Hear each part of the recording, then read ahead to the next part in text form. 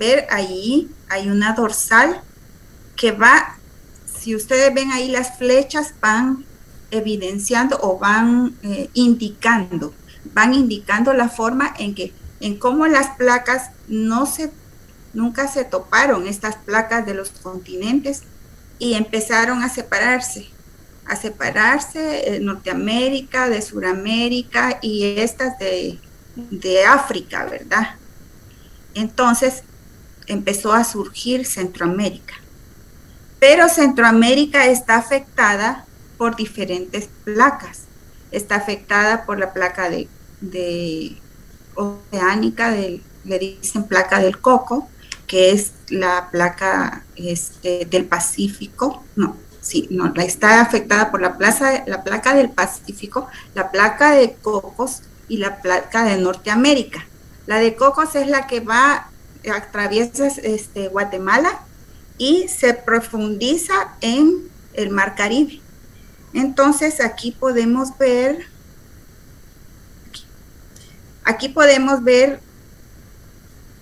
esta falla que tenemos aquí del Motagua está afectada por la placa de cocos y la placa continental de Norteamérica, la placa de cocos que se profundiza en el Caribe. Entonces, definitivamente que hubo deriva continental en Centroamérica. De hecho, a raíz de eso es que se formó Centroamérica, y que es la más reciente en la formación de América, es la más reciente de formación o de aparecer de acuerdo a las eras geológicas. Entonces, por eso es que si ustedes investigan un poco, tenemos dinosaurios en Sudamérica, tenemos dinosaurios en Norteamérica, tenemos dinosaurios en la parte de África y todo esto, pero en Centroamérica no tenemos dinosaurios. Tenemos aquí en Guatemala un mamut, ¿verdad? Allá que apareció en el lado de Zacapa y está en un ¿cómo se llama? En un museo, exacto. Está en un museo allá en Zacapa, pero hasta ahí, a partir de ese mamut para atrás, no hay historia que diga que Centroamérica estaba ya fuera del mar cuando estuvieron los dinosaurios. Entonces sí hay deriva continental, pero es la más reciente en la formación de América. Hay otra duda por ahí. Había una duda muy interesante de una persona que me preguntó sobre el uso de la ceniza volcánica o de las rocas volcánicas, no sé, en la agricultura. ¿Alguien por ahí quien me preguntó eso? ¿Puede repetir su pregunta?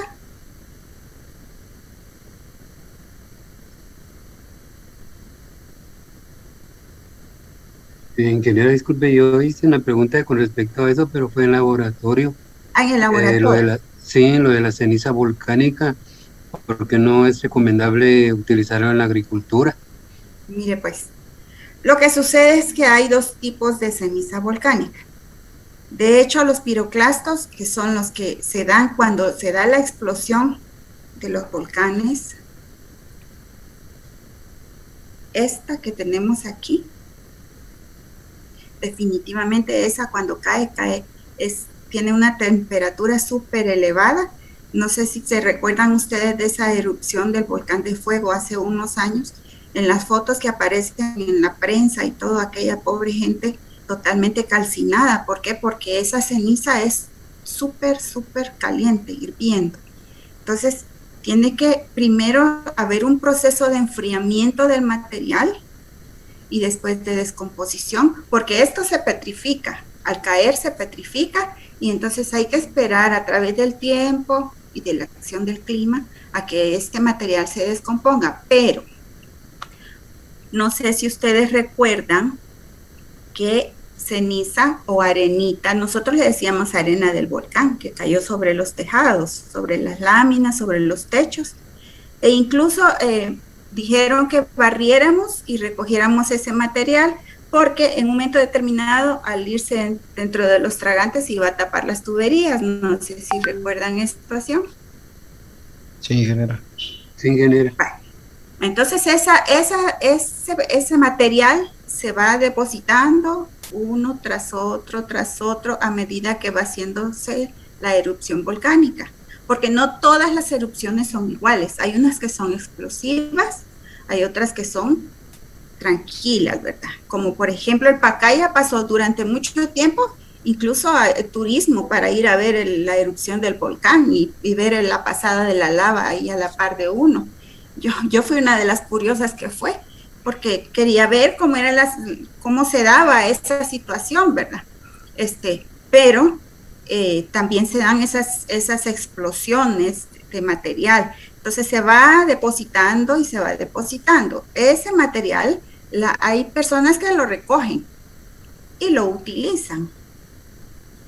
La forma en que lo utilizan es en forma de pit moss. ¿Qué es un pit moss? Un pit moss es un material que podemos usar como una forma de, no es un suelo, porque no tiene las características de un suelo, pero lo podemos usar como una forma de suelo para reproducir plantas. De hecho, el material es tan noble que no tiene cantidades de sales que puedan afectar a la semilla, al brote de la semilla. Físicamente nos puede ayudar si no es muy delgadita, nos puede ayudar con la aireación de la raíz. Si es muy delgada o muy compacta la ceniza, la arenita, también nos ayuda a retener humedad. Entonces, sí se puede usar, pero depende de la condición en que se encuentre en ese momento. Ahora, si nos referimos definitivamente a la erupción en sí, toda esa costra negra que va quedando a medida de que va pasando la lava por todo ese camino, toda esa área que queda totalmente petrificada con esa costra negra, definitivamente esa no la podemos usar. Hasta años después, yo creo que ni nuestros nietos lo van a poder ver, porque necesita tiempo y en ese tiempo descomposición del material. Yo le comentaba que allá en El Salvador hizo erupción el volcán de San Salvador y gracias a Dios fue para el lado donde no estaba la capital, ¿verdad? Pero toda esa área ha quedado cubierta totalmente de material negro. Y aún ahora están viendo qué uso le pueden dar, porque es una extensa área llena de esa costra negra, de roca solidificada, que puede tener un uso, pero no saben cómo manejar ese material como para incorporarlo, no para la agricultura, pero sí para, por ejemplo, para material de construcción de carreteras. Eso están ahora evaluando, pero para agricultura sí tiene que llevar un proceso de descomposición. Yo creo que el ejemplo que daban en el laboratorio era con respecto a la arenita que cae, ¿verdad? Esa arenita fina que podemos colectar y que de hecho hay gente que la colecta y la usa muy bien para eso.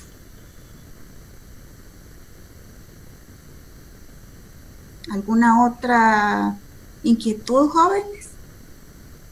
¿Cómo es que se llamaba ese material, dijo ella? Disculpe. La arenita volcánica que cae. El no sé qué most. Pit moss.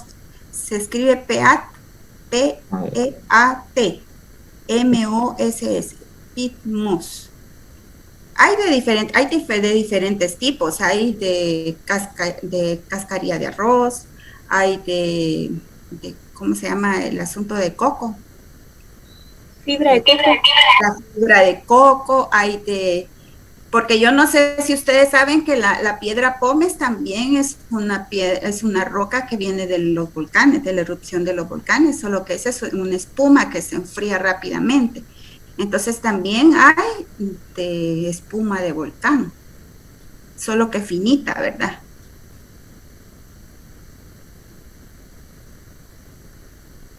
Ingeniera, ahorita que estaba hablando acerca de las plantas y eso, yo me recuerdo que una vez tuve la oportunidad de ir a Licta y ellos estaban presentando ahí que habían hecho así como un proyecto hidropónico. Ajá. Y en las macetas tenían arena volcánica, así Exacto. tomates. Ajá. Entonces, Eso se llama, a eso se le llama, sí, así como usted dice, hidroponía, pero ellos lo usan como un sustituto del suelo. Como les digo, no, ahí pueden manejar ellos perfectamente bien los nutrientes y todo eso, ¿verdad? Manejarlos. Porque utiliza suelo, por supuesto que los pueden manejar, pero el suelo también tiene su aporte. En cambio, en este clase de materiales, usted puede hacer sus pruebas y todo eso, por ejemplo, una evaluación del fósforo, porque este material no contiene muchos minerales, entonces, porque precisamente como no está descompuesto, entonces no contiene muchos minerales que puedan ser aprovechados. Ellos pueden manejar cantidades específicas, que si le quitan el fósforo, cómo reacciona la planta, que si le ponen más de lo que requiere la planta, cuál es la reacción. Todo eso lo pueden evaluar mejor con este tipo de materiales que si estuvieran utilizando suelo. A menos que busquen un suelo que sea, por ejemplo, si usted está evaluando una cantidad de fósforo en la planta, a diferentes niveles de fósforo, que el suelo no tenga fósforo, ¿verdad? Porque hay suelos que no tienen mucho fósforo. Entonces usted ya le puede aplicar la cantidad que usted necesita evaluar. Pero de lo contrario, estos materiales le son favorables para experimentos.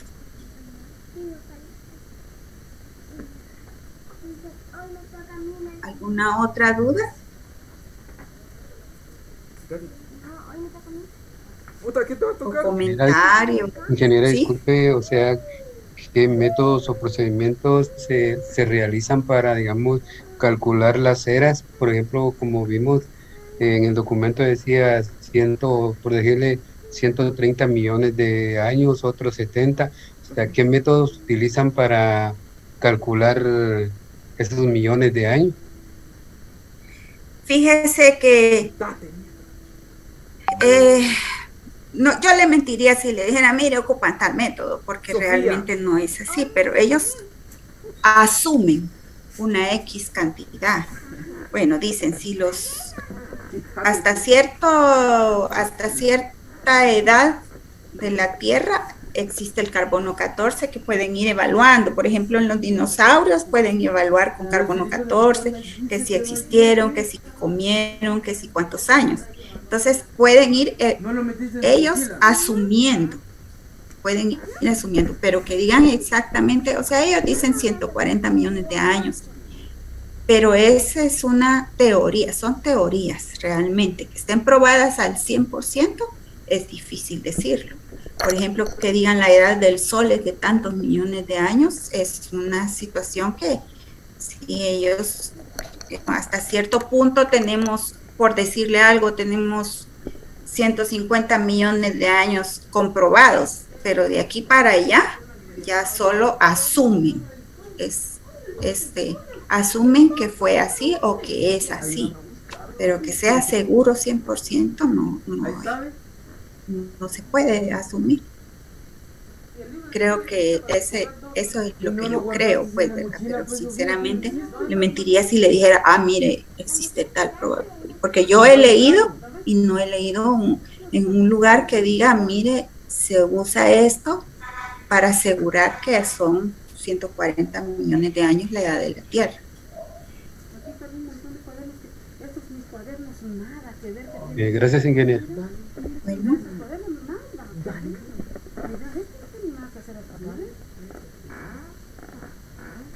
¿Ya no tenemos dudas? Ahorita que venga preguntas, por favor. Si no tenemos dudas, podemos continuar con la clase. Puta. Ingeniera, fíjese que en mi caso yo no había respondido la pregunta 6. Ajá. No sé si podría entregarla todavía, quitar el documento que había entregado anteriormente. Sí, pueden entregar. Bueno, entonces seguimos hablando sobre los continentes, la deriva continental, que ya lo vimos en el video. Y la deriva continental trata sobre los posibles, fíjense bien, posibles movimientos de los continentes, uno con relación al otro. O sea que estas son, como ustedes vieron en el video, teorías. Son teorías que muchas veces van guiando y diciendo, bueno, si por ejemplo la parte de Brasil que casa con África, ¿verdad? Entonces dicen, bueno, entonces sí, realmente se van separando los continentes, porque como ellos mismos dicen que los continentes están flotando en el océano, y que a medida que estos van separándose, van formándose las placas continentales. Entonces, la Pangea, que como lo vimos en el video, es el nombre que dieron al primer gran continente. Era la unión de toda la parte terrestre, valga la redundancia, de la Tierra, que estaba unida. Todo estaba unido. Y como vieron ustedes, ¿en qué se basaron para decir eso? Bueno, porque hay animales, hay seres vivos que viven de este lado del continente, del lado de América, que también viven en el lado de África o de Europa o de Asia. Y entonces, ¿cómo llegaron estas especies que son características de estos lugares a otras partes del mundo? Entonces, una teoría es que, bueno, los continentes estaban unidos y se separaron. Entonces, ¿cómo fue que explican eso? Bueno, primero existe el magnetismo en las rocas y estas se van separando poco a poco. Entonces, aquí sí pueden ver. La Pangea estaba unida totalmente, y a medida que se fue dando esta grieta, fueron separándose los continentes y se fueron alejando. Pero estamos hablando de millones de años. Esto se dio en un 100 de años o 1000 años, son millones. Y a medida que se fueron moviendo, también se fue levantando el piso oceánico, porque si recordamos, al principio todo era agua, todo estaba totalmente bajo el agua, y a medida que se fueron separando, pues fueron levantándose los pisos oceánicos y fueron los continentes saliendo a flote, ¿verdad?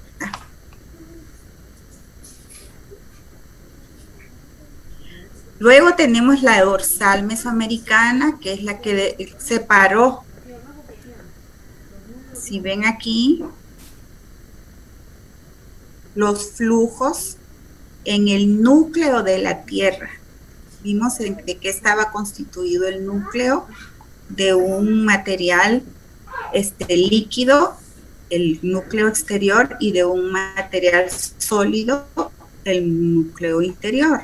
Pero en el núcleo exterior, que es un material líquido, se dan una serie de como movimientos arremolinados que hacen que estos continentes o que estas placas se vayan separando.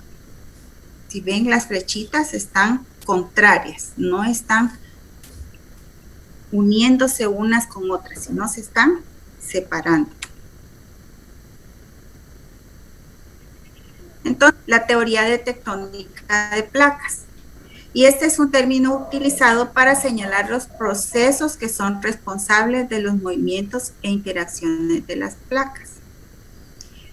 La litosfera está dividida en 12 o más placas rígidas y se movían libremente sobre la astenosfera subyacente.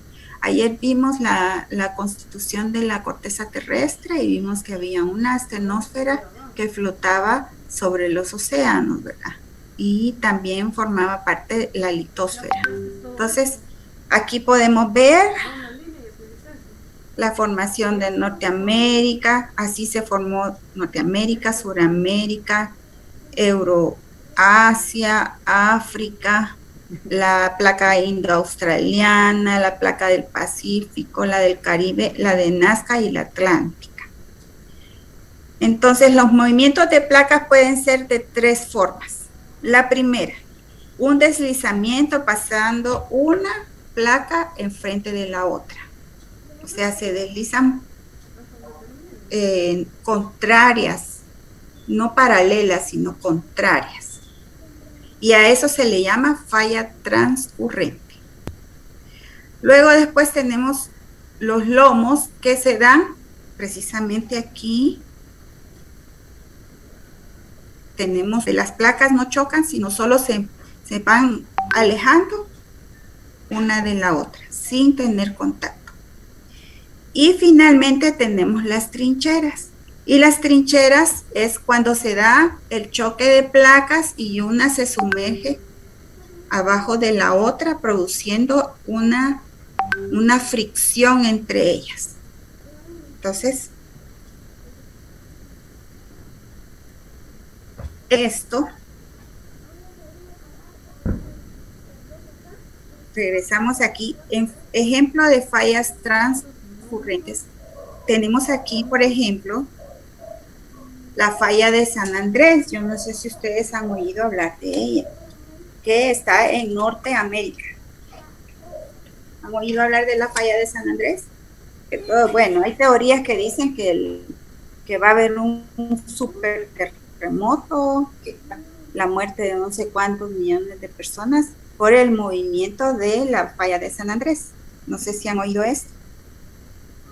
Dice que la falla de San Andrés tiene un diámetro o una longitud, porque es la longitud, de 1.300 kilómetros.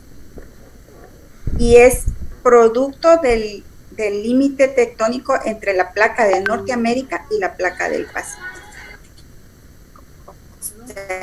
De este lado está la placa de Norteamérica y del lado izquierdo está la placa del Océano Pacífico. Como pueden ver, qué idea les da esa falla de San Andrés, viéndola así.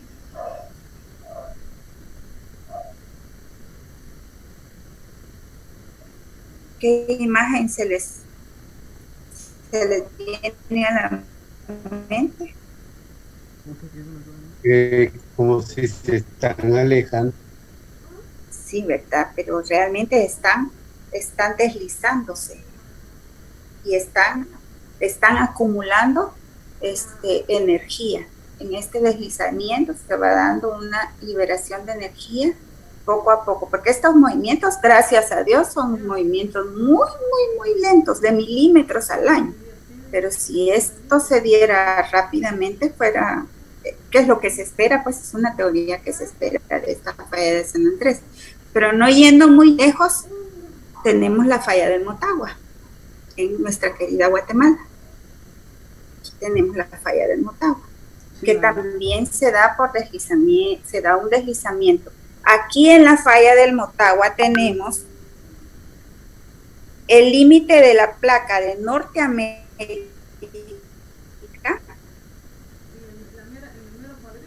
de la falla del Motagua arriba, llegando a la falla del Polo Chico, es la placa de Norteamérica. Y luego después está teniendo contacto con la placa, con el límite de la placa del Caribe. Entonces, este movimiento que se da en la falla del Motagua en 1974 provocó un terremoto el 4 de febrero, de 1976 de una magnitud de 7.5. Entonces fueron una serie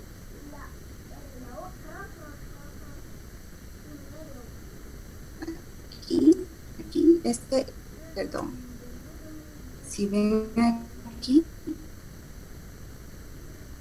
3.000 muertos en ese año, en ese terremoto que fue por el movimiento de las placas, de la liberación de energía, del roce de la placa del Norteamérica con la del Caribe. Desgraciadamente en Guatemala se juntan 3 placas, que es la de Norteamérica, la del Caribe y la del Pacífico. Entonces, ese caso, donde se junta la placa de Norteamérica con la del Caribe. Y en el caso de abajo tenemos el terremoto más reciente, que es el de San Marcos. No sé si ustedes se recuerdan, estaban todavía pequeños, pero fue casi de la misma intensidad de la del Motagua, pero la provocó la falla del Pacífico. Entonces fue también muy catastrófico, pero no fue, la cantidad de fallecidos no fue con la misma intensidad que la del Motagua. Son ejemplos de movimientos de falla. Aquí pueden ver en esta de aquí, en esta de la falla del Motagua en físico. O sea, uno ve la abertura y ahí hay una abertura, dice uno, un hoyo o qué, pero realmente es una falla. Bueno, tenemos los lomos, aquí vemos, se están alejando las placas unas de las otras, produciendo los continentes, ejemplo de eso la Pangea, y aquí abajo las trincheras. Aquí está como una placa se está sumergiendo, la otra la está empujando. Entonces, lo que tiene inmediatamente estas trincheras, la forma o la expresión de este contacto es la cadena volcánica. Inmediatamente. Si ustedes ven, la cadena volcánica en el Pacífico está cerca del océano. Pero a medida que se va alejando dentro del territorio, entonces forma montañas y forma cordilleras. Aquí tenemos un ejemplo de eso, es la formación del Himalaya, de los Himalayas. Los Himalayas es el resultado de la placa que se está hundiendo, está empujando, y entonces eso está produciendo o está haciendo que la formación de los Himalayas, y cada año son más altos, más altos, más altos, porque se está dando ese empuje de placas. Aquí en nuestra Guatemala, pues tenemos un ejemplo de los Cuchumatanes. Se están formando o se formaron los Cuchumatanes por el choque de estas placas, que son las montañas más altas que tenemos aquí. Otro ejemplo es la formación de la Sierra de las Minas.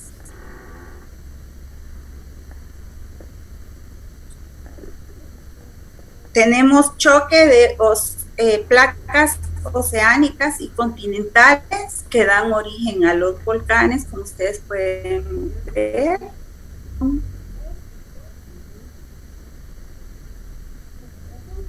Con respecto a la otra se forma y se derrite el material, y cómo sale, pues a través de los volcanes.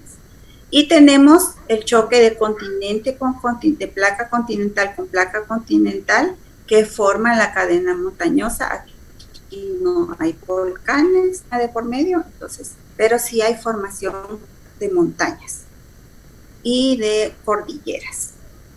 ¿Tienen alguna duda hasta aquí? ¿Todo está claro, jóvenes? Sí, todo claro, ingeniero. En el momento sí. Pues, qué bueno. ¿Cómo hablo yo, no? ¿Qué da como resultado todo esto? Que el continente se hundió, que el terremoto de no sé cuándo, que hizo erupción el polo. Esto da como resultado la formación de rocas y minerales. Y el aporte de estas rocas y minerales, en algunos casos, de adentro de la Tierra o del núcleo y manto de la Tierra hacia la superficie. Entonces, ¿cuál es la importancia de los minerales? Primero, es un sólido cristalino, inorgánico, que ocurre de manera natural,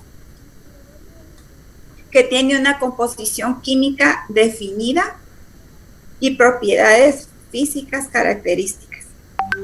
Dentro de las propiedades está el cristalino. Y bueno, también los minerales están constituidos por átomos. ¿Y cuál es la importancia de los minerales? Resulta que la producción agrícola, nosotros necesitamos que nuestras plantas se produzcan. ¿Recuerdan el concepto de grafología? Estaba en torno a la producción agrícola. Entonces, para que una producción se dé adecuadamente, la producción debe de llevar varios factores. Primero, el agua, el clima, pero también los minerales.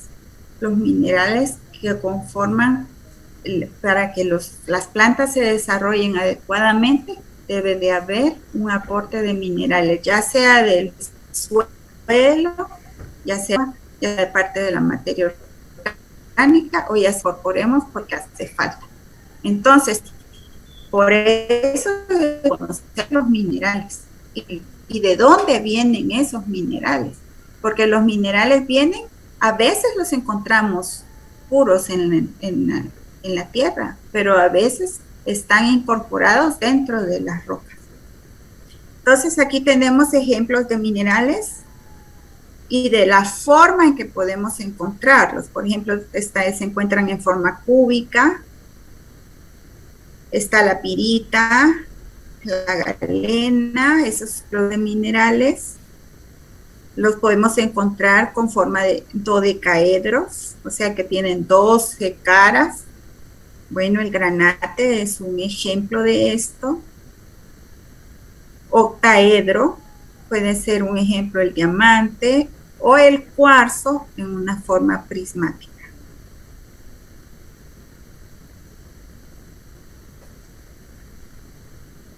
Los minerales se clasifican. Los primarios han sido formados por el enfriamiento y solidificación del material magmático. Aquí vuelve a aparecer el material magmático. ¿De dónde viene este material? De adentro de la Tierra, de la corteza terrestre. Los secundarios, pues, vienen de la descomposición del material primario, ¿verdad? Ejemplos de ellos están los minerales arcillosos, los óxidos, el yeso. Esos son ejemplos de materiales secundarios. Aquí tenemos una tabla en la que tenemos los elementos más comunes en la corteza terrestre que podemos encontrar en la corteza terrestre. Entre ellos está el oxígeno con un 46.6%, y luego en presencia el silicio, el aluminio, el hierro, el calcio, el sodio, el potasio, el magnesio y 1.5 todos los demás. ¿Eso qué quiere decir para la agricultura? Bueno, que todos los demás vamos a tener en algún momento problemas para estamos produciendo. Va a ser más común que encontremos hierro, calcio, pero de ahí todos los demás, si ustedes se dan cuenta, 1.5% en la corteza. vamos a tener algunos problemas para encontrarlas. Jóvenes, si quieren, nos tomamos unos 10 minutos y regresamos. Gracias, ingeniera.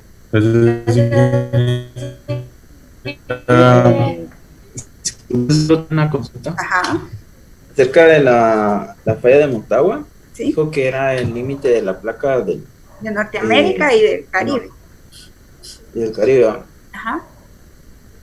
Acerca de la falla de Chiqui, ¿cómo? No sé cómo lo dijo. Del Polo Chico. Ajá. Es parte de es que es un sistema de falla. O sea, la del Polo Chico es parte del sistema de la falla del Motagua, pero la principal de todas es la del Motagua. Es la más larga y es la más perjudicial en un momento determinado. Esta falla dijo que está compuesta por el límite de la placa de Norteamérica, a ver, la del Caribe, regresemos aquí. Y la del Pacífico, no. Espéreme. Vamos a regresar ¿A dónde? A la gráfica, porque si no, aquí está. Vamos a ver. Si usted, qué necedad. Si usted ve la dirección de la falla, está aquí, o sea, el río Motagua y desemboca en el Caribe. O sea, esta falla de Motagua no se ve afectada por la del Pacífico, por la placa del Pacífico, ¿sí? Sino solamente la de Norteamérica que viene aquí y la de el Caribe que viene aquí. Yeah. ¿Cuál es su duda? ¿Cuál es su duda o su inquietud? Bueno, es que yo había puesto que está afectada por el límite de la placa de Norteamérica, y el Caribe y también la del Pacífico. Entonces, la del Pacífico había puesto de más ahí. No, pero mire, el curso es para eso.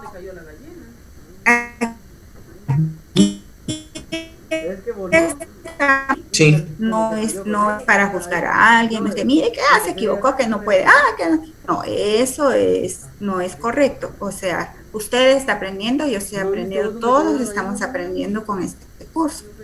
Sí, bueno, si puse el Pacífico y no es el Pacífico, pues solo lo quito y ya, sin ninguna complicación, ¿verdad? Pero lo importante es hacer la corrección y que no se quede usted con la idea equivocada. Incluso aquí, si usted ve, aquí hay una tercera falla que es parte de ese conjunto de fallas que le estoy diciendo, que sería la falla de Jocotán y Chamelco. Chamelecón es la cosa. Chamelco, ¿sí? ¿Esta viene saliendo como desde Santa Rosa? Esta sale de Chiquimula. Chiquimula y se va y toda se hunde en el Caribe. Bastante interesante. Gracias, ingeniera, por la corrección. Bueno, a la orden. Gracias, ingeniera.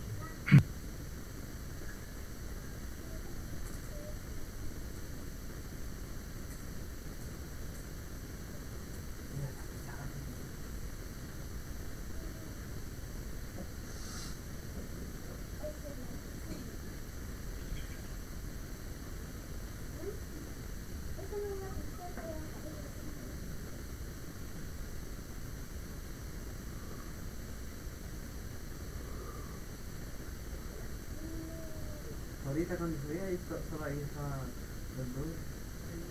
¿Por aquí subiste? Por acá, ¿no? ¿Usted se ve? ¿Ya se están? Solo me explota. No. Mamá, ¿y de verdad al fin no se cerró tu machete? Pues.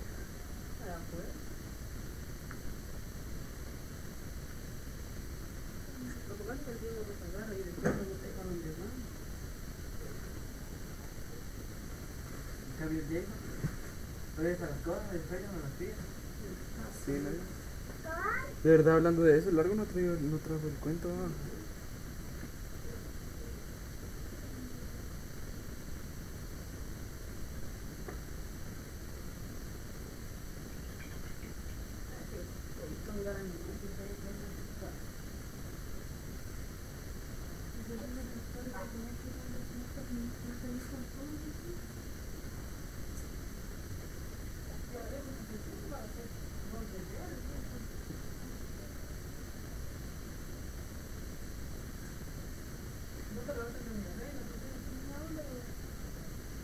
Y entonces, ¿dónde se pudo haber quedado si el libro ahí estaba? En esa babosada.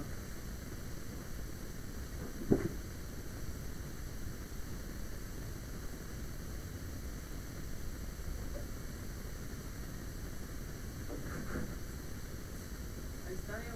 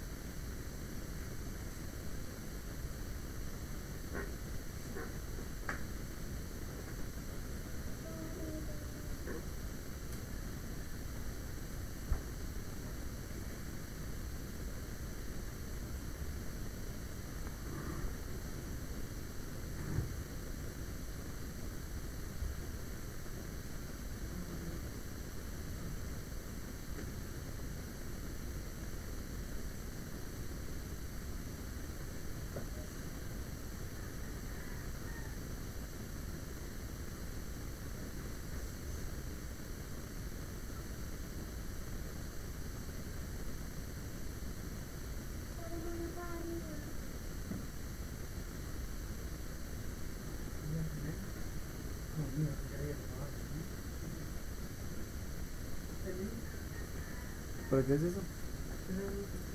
¿Por qué? Puta madre. Pero por eso estoy cagando, pendejo. Más quizás agarras.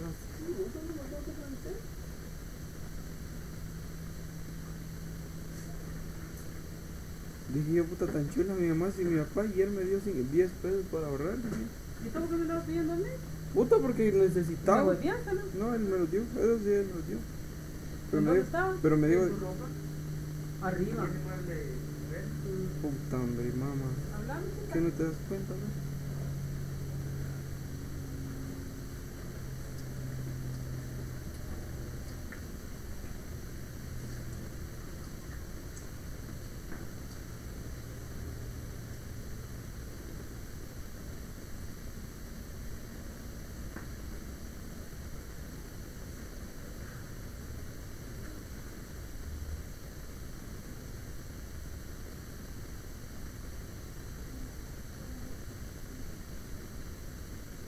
Significa que sí.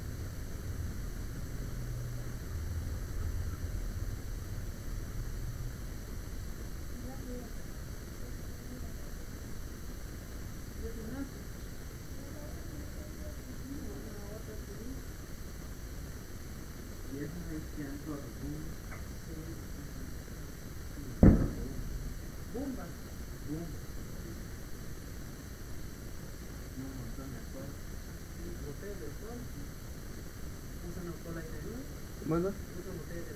¿Dónde? Sí. No, aparte de la brea, hacen esa brea, pero en líquido.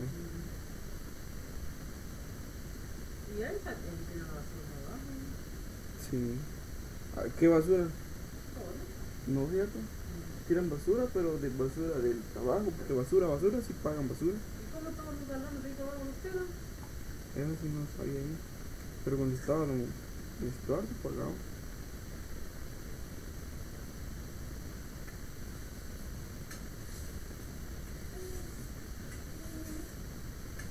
Ahora bajan.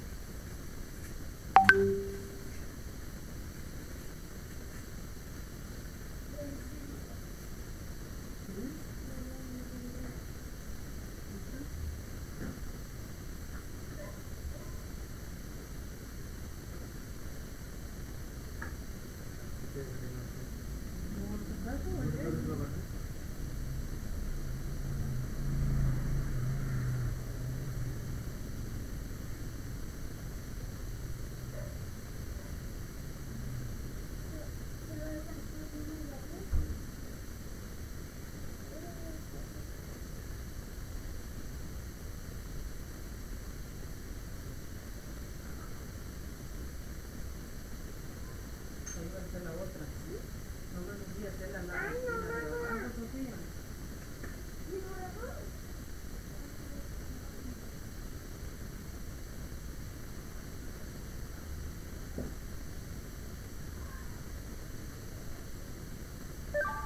La línea de abajo.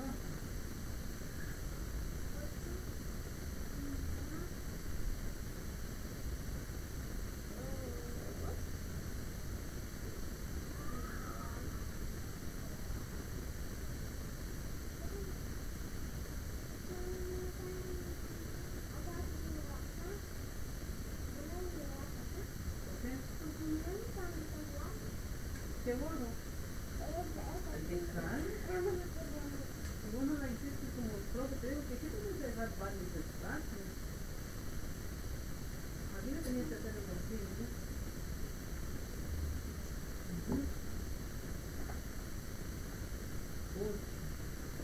Como 8. Igual. 10. Así no tenés que hacer un cuadro.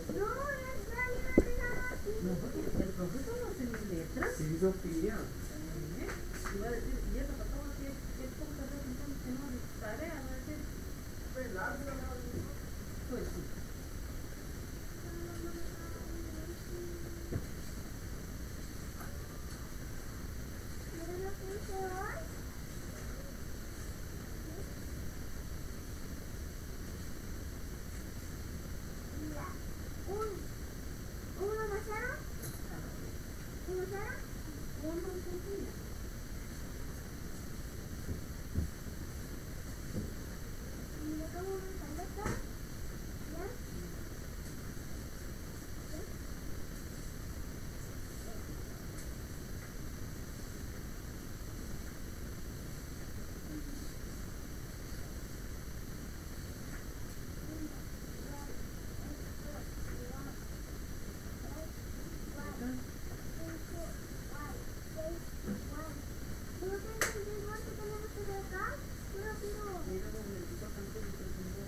Continuamos, jóvenes.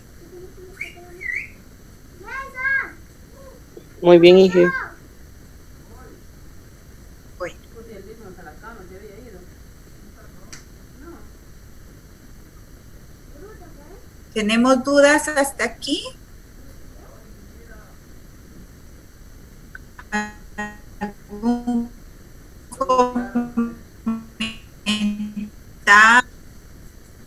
Ingeniería, solo tengo una duda con respecto a la asistencia. ¿Hay que llenar el mismo formulario que envió el día de ayer o enviará uno nuevo? En el mismo formulario, creo yo. Fíjense que yo no estoy muy enterada de eso porque el que se encargó de eso fue el auxiliar. Pero llenen el mismo formulario de ayer. Y si hay problema, entonces más tardecito se los mando para que la llenen. No sé si se puede llenar fuera de horario, no sé. Sí, en el programa, sí. Porque Gracias, ingeniera. es una cuestión de nosotros. Pues, Yo creo que mandaron otro porque a mí me aparece otro arriba del que me mandaron ayer. ¿Y lo mandaron así personalizado o lo mandaron en el chat? Ah, en el Classroom. El formulario de asistencia en Classroom. Ah, bueno, el compañerito que anteriormente. Sí, ingeniero, ahorita me llegó, gracias. Vale, está bien. Bueno, entonces, continuemos.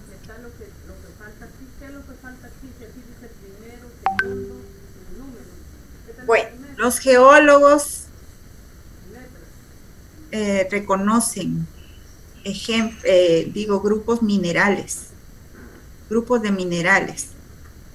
Pero realmente esto es solo por conocimiento general, de acuerdo a los geólogos, porque realmente lo que a nosotros nos interesa es desde el punto de vista de edafología, ¿verdad?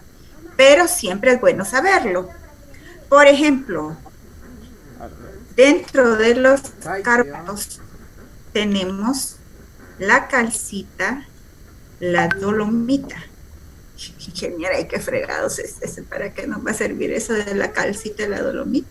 Bueno, porque la calcita nos aporta calcio y la dolomita nos va a aportar calcio y magnesio. Entonces, cuando tenemos un suelo ácido, fíjese, ingeniera, que yo tengo un suelo, mi terrenito, o me contrataron en una finca que está en Izabal, y resulta que el problema principal es el pH ácido. ¿Y eso qué quiere decir o qué problema me trae? Bueno, que no tengo mucho calcio y magnesio. Entonces, ¿cuál es la corrección que puedo hacer? Bueno, vamos a usar una cal o una caldolomita, depende de lo que usted necesite agregar a su suelo. Si solo necesita calcio, pues usa una cal. Si necesita calcio y magnesio, pues va a utilizar una caldolomita, que sería en este caso esta composición química que tenemos aquí: carbonato de calcio y magnesio. Luego después están los haluros, la halita, que es el cloruro de sodio. Aquí todo esto está visto desde el punto de vista de los minerales principales para la producción agrícola, porque por supuesto que no solo estos tienen no solo estos de todo, ¿verdad? Pero esto es lo que más nos interesa. Entonces, tenemos los hidróxidos, ejemplo, el hidróxido de hierro, ¿verdad? Que tendríamos. A la madre, todavía no te he ido a traer como. Está jodido. Que tenemos ¿cómo se llama? No estoy que adivines qué es lo que vas a escribir. Copia eso que está allí. En el grupo de los óxidos también tenemos óxido de silicio. ¿Por qué es tan importante el silicio? Bueno, porque forma parte de los minerales arcillosos. Aquí tenemos el sulfato de calcio, que es el yeso. Tenemos aquí,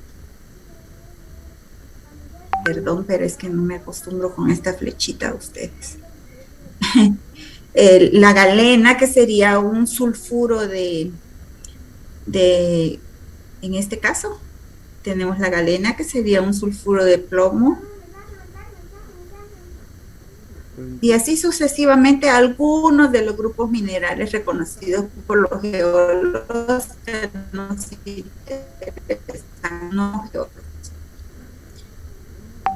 Entonces, hablando del silicio, del silicato, la estructura del silicato, tenemos el cuarzo, toclasa y el olivino. En estos podemos encontrar silicatos. Entonces, si ustedes ven aquí la estructura, ¿Qué tiene? aquí es una estructura Pero ayer dos, como ayer martes, tetraedro, podría ser, el lunes, el domingo tuvimos 31. diferente. El En domingo el tuvimos cuarzo, 30, el lunes 31, ayer en la tuvimos ortoclasa trabajo y 3, ¿va? y en el olivino. ¿Qué quiere decir que medio conozcamos las estructuras de cada uno de los minerales? Porque dependiendo de la estructura, a veces así es la disponibilidad que tiene en la naturaleza para las plantas. La disponibilidad. O sea, que decirles algo, tiene una estructura, en este caso el cuarzo, tiene una estructura diferente de la ortoclasa, podríamos decir, por decir un ejemplo, que es más fácilmente disponible el sílice en el cuarzo que en la ortoclasa. Entonces, por eso es importante que conozcamos las estructuras. No es porque, ay, que mire qué bonito se miran, no, de hecho se miran bonitas, pues, pero la importancia es la disponibilidad dependiendo de la estructura. Entonces aquí tenemos las cadenas en tetraedros del sílice, del óxido de sílice, y esta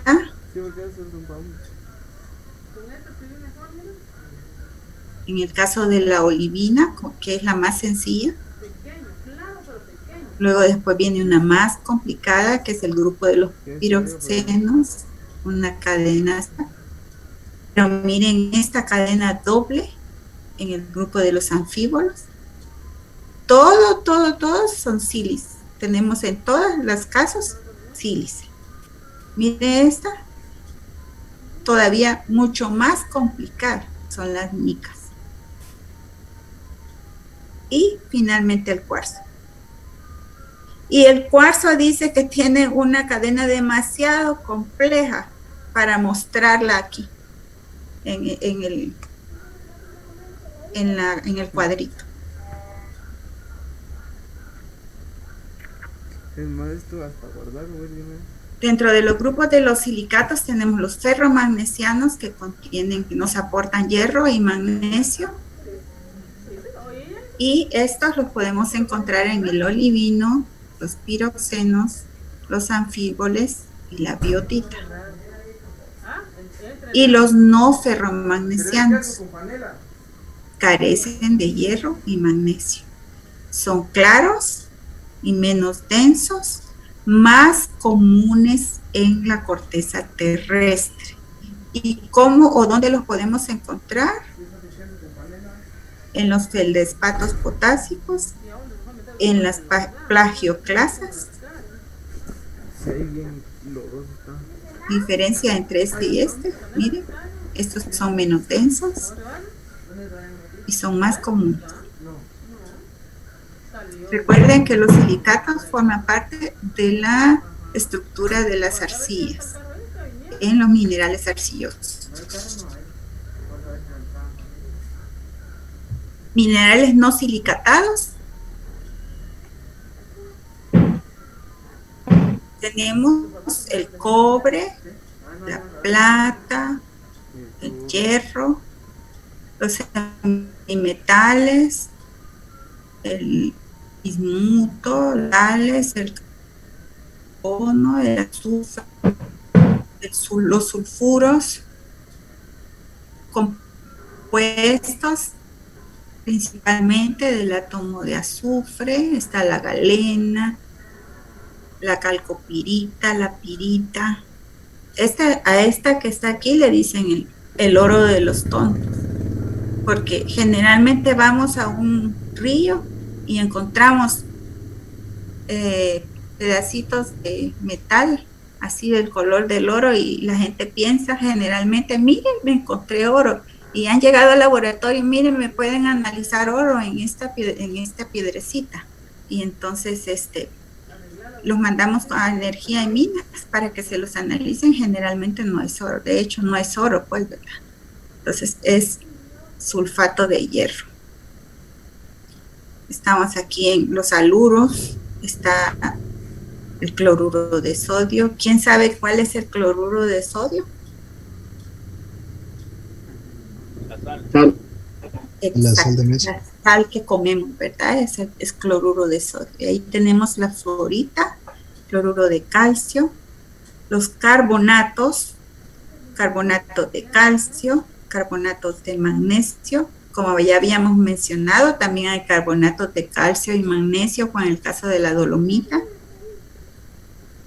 carbonatos de hierro y yeso. Los el yeso, que es un sulfato de calcio, la anhidrita, que la diferencia entre la anhidrita, que es sulfato de calcio, y el yeso, que es un sulfato de calcio, es que aquí tenemos presente dos moléculas de agua, molécula de yeso. En cambio aquí no tenemos agua. Después están los fosfatos. La patita. Pueden ver qué compleja la molécula. Tiene calcio, tiene fósforo. Y los óxidos e hidróxidos, está el óxido de cobre, la hematita, que es óxido de hierro, la magnetita, también óxido de 4 de oxígeno, aquí solo 2 y 3 de oxígeno, diferencia entre una y la otra. Eso nos da la oportunidad de encontrar esta que esta. Menos complicada, ¿verdad? Bonita. Y todas las citas habidas y por haber están ahí. Ahora, características minerales. Como todo, como todo, ¿qué podríamos decir? No ser, porque no es un ser, pero características físicas, los minerales, y tienen características químicas. Entonces, dentro de las características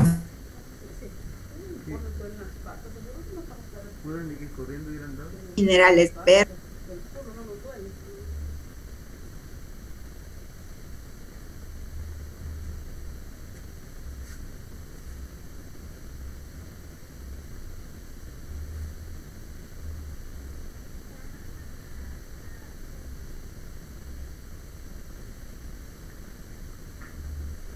opaca, bueno, el brillo se orienta más a que es un mineral, a que es una roca.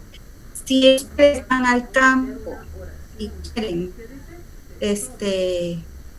reconocer dentro de todo lo que hay en la naturaleza, de las rocas que están ahí a su vista, bueno, yo quiero ver cuáles son minerales, cuáles son rocas, así a simple vista no las van a poder diferenciar.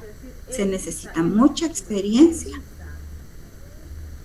para diferenciar entre una roca y un mineral. Y aún así, a veces teniendo experiencia no se puede diferenciar una roca de un mineral. Solo a través de análisis, de un análisis químico. Bueno, y la forma, ¿verdad? Tenemos, como ya habíamos visto, una forma de cuadritos, formas octaédricas, formas de pelotitas, de diferentes formas.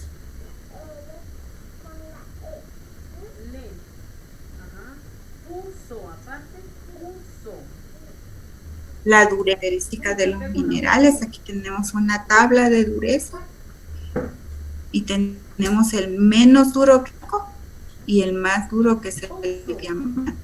Y todo va del 1 al 10, del menos duro, que es el talco. ¿Y cuál es, qué nos va a decir cuál es el grado de dureza? Pues la ralladura que le podamos hacer al mineral con otro mineral. Si se raya fácilmente, bueno, podrá ser un 3, un 4, pero si cuesta como en el diamante, es un 10. Así es como han hecho esta clasificación de dureza de los minerales. Luego está la tendencia a irse en ciertas direcciones, que a eso le llaman crucero. Y aquí tenemos el ciclo de las rocas.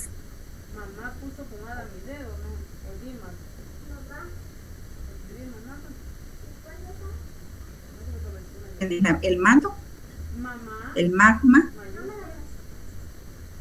a través de la corteza. Este magma puede a través de los volcanes o consolidado a través de las rocas ígneas. Miren, hay montañas. Luego después se da la erosión por el clima, la descomposición, el desgaste por el tiempo.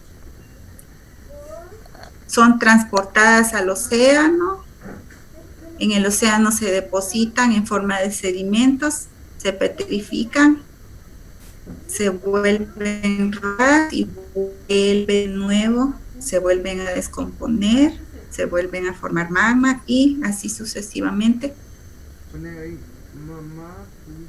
Es la forma en que de hecho, bueno, la forma en que se forman las rocas. No sé si tienen dudas hasta aquí.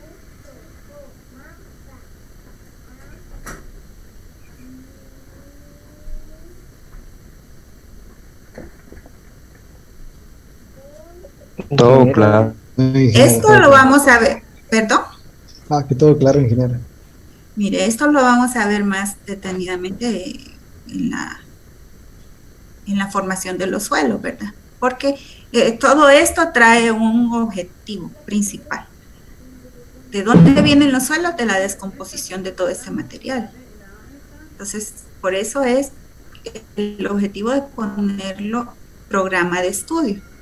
Si no, les digo, no lo estaríamos viendo si no tuviera esto un trasfondo. Entonces, esto lo vamos a ver más detenidamente. Ahora, yo quería platicar algo con ustedes. Como mañana les voy a dejar la primera tarea, que es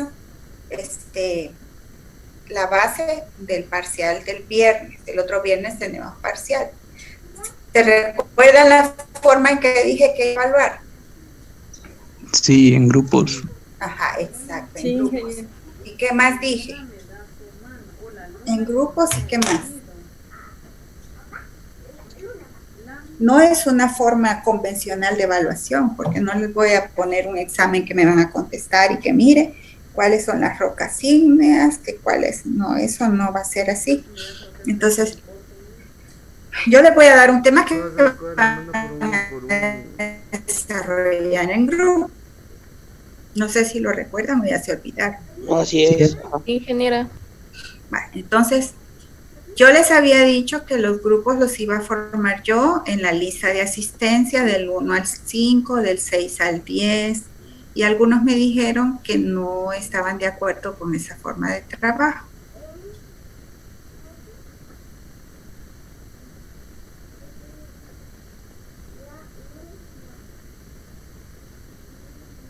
Ya cambiaron de parecer. Ya sí dijo que... Así dijo, pues. ¿Quiénes estaban de acuerdo? ¿Perdón?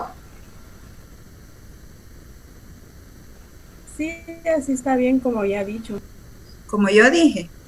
Bueno, entonces, como hay un listado en clase, que es el que vamos a pasar, ¿verdad? Entonces vamos a trabajar en grupos de 5, creo que hay 3 compañeritos que, para 3 o 54, no sé. Entonces hay 3 o 4 compañeritos que no tienen grupo y que faltaría uno para los 5. Estos compañeritos que están al fin de la lista pueden juntarse a un grupo de 5 para que se avisan, por favor. Mire, yo voy a trabajar con tal grupo. O pueden entrar 4 juntos. Fíjense que les estoy dando tantas opciones que ustedes están escogiendo, pero al final de cuentas yo quiero que me hagan un bonito trabajo para que obtengan una bonita nota. Entonces, no sé, ustedes son los que van a decidir esa forma de trabajo. Y mañana subir la tarea para que me la entreguen el lunes. Ven a clase y la vamos a discutir en la clase el día lunes. Así como hicimos con la de hoy. Solo que el lunes yo voy a preguntar directamente. Porque ustedes no quieren participar, muchachitos. Solo participan las mismas 5 o 6 personas de siempre. Y los demás, no sé si estoy hablando sola o qué. Peor que veo Sí, dígame. ¿Puedo dar los grupos? Ahí en la lista de Classroom me forma el primer grupo del 1 al 5, los primeros 5. El segundo grupo va a ser del 6 al 10. El tercer grupo va a ser del 11 al 15.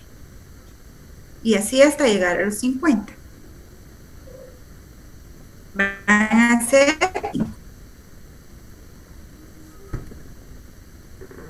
y esos 10 grupos son los mismos que me van a trabajar en el parcial. Por eso les decía, si están de acuerdo trabajar así o prefieren trabajar por afinidad, pero sea como sea, me tienen que decir. Buenas tardes, ingeniera. Fíjese que yo preferiría trabajar por afinidad porque al menos ya nos conocemos cómo trabajamos y quiénes trabajan, ¿verdad? ¿Alguna otra sugerencia? Está bien por afinidad, ingeniera. Yo opino lo mismo. Yo también yo también, ingeniera, por afinidad creo que queda mejor porque cada quien nos conocemos ya.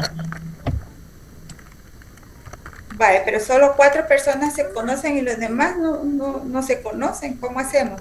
Yo me daría lo mismo porque yo no conozco a nadie, entonces prácticamente que a los que no nos conocen nos dejan fuera. Eso es lo que yo no quería, que me dejen solos a algunos estudiantes solo por no conocerlos. Eso es lo que yo no quiero, pues, que se dé esa situación. Entonces, lo que vamos a hacer es, estas personas que han dicho que quieren por afinidad, ¿cuántos compañeritos forman su grupo? Nosotros, tenemos un grupo de 5 ya, no sé si podemos quedarnos nosotros juntos. 5. ¿Y los demás? Yo tengo de 4, ingeniera, pero si quiere el que no tiene grupo se puede agregar a nosotros. Eso me gusta. Entonces ahí, compañero Hilarios, podrías comunicarse con los compañeros de José Ruano para formar parte de su grupo, ¿verdad? Sí. Ahora, lo que sí es una situación jovencita. Si ustedes ven que un compañero no quiere trabajar, yo no quiero que después me vengan a decir, mire, ingeniera, fíjese que me tocó trabajar solo porque los de mi grupo ninguno quiere trabajar. Eso es lo que yo no quiero, ¿verdad? A través del tiempo yo he visto esas muy seguido, bastante seguido. Entonces, no se vale que unos trabajen y que otros no, o no se vale que uno trabaje y que los otros no, porque al final de cuentas la nota que saque esta persona va a ser la nota de 5 personas, no de una.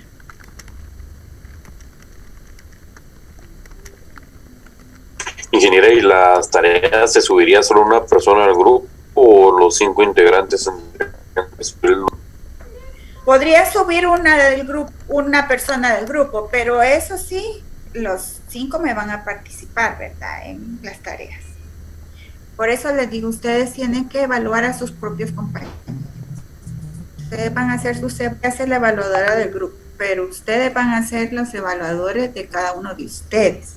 Si hay uno que no quiere trabajar, disculpa, man, pero o te pones las pilas o te pones las pilas, ¿verdad? Porque tiene que aprender más de algo. Siquiera cuando llegue al final, quiero que me digan realmente cuál es la definición de edafología. Que ni eso llegan a decir muchas veces. Ingeniera, entonces Sí. te mandan los listados. Le voy a decir al auxiliar que mañana suba el listado. El listado de hoy creo que va a servirnos de base, ¿verdad? Si hay grupos ya formados de 5 personas, está bien, trabajen así. Pero por favor, los que no tienen 5 personas, no me dejen afuera a mis compañeritos que no tienen grupo. Al final yo quiero 10 grupos de 5 personas cada uno. Ingeniera, y entonces, ¿por qué mejor no arreglamos eso de los grupos? Los ponemos como en orden, en el link que usted mandó. Porque unos están de acuerdo con trabajar grupos de personas conocidas y otros no están de acuerdo. Entonces yo lo que menos quiero es afectar a alguien. Entonces ya como los compañeros saben quiénes son sus grupos, entonces que armen los grupos en el Drive, y las personas que no tengan grupos, pues ahí pueden ver los que tampoco tienen grupos y así hacer sus grupos. Bueno, en el Drive, ¿ustedes podrían hacer esos grupos? Parte de la tarea. Que me suban mañana en el Drive los grupos ya formados y para que mis compañeritos que no tienen grupo miren y se formen sus grupitos también. Sí, mejor así. ¿Estamos de acuerdo todos? Sí, Inge. Ingeniera. Ingeniero. Sí, ingeniera. Vale, fíjense, pues solo como 5 personas, 10 personas me contestaron, sí, los demás. Ingeniera. Inge. Ingeniera. Ingeniera. Ingeniera. Gracias. Ingeniero, lo que pasa es que estamos contactando a los compañeros para los grupos. Pero al final de cuentas eso lo pueden hacer cuando yo me desaparezca, porque si yo no sé qué piensan, después no me vayan a estar diciendo, mire, usted tuvo la culpa, ¿verdad? No, ingeniera, no. Fíjense. Vale, entonces, jovencitos, eso ha sido todo por el día de hoy. Mañana